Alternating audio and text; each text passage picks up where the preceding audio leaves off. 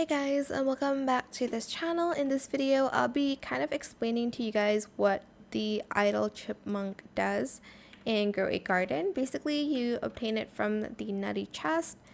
It has a 14.5% chance of of you getting it.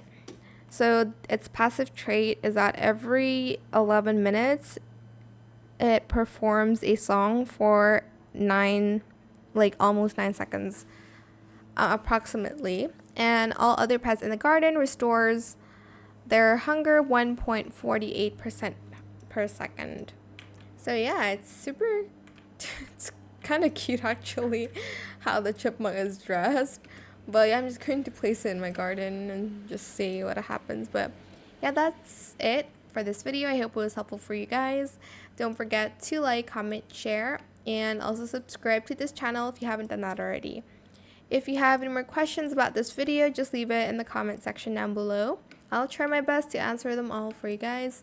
And if you found this video helpful, please click the thanks button as well. That is it. Thank you so much for watching. Bye.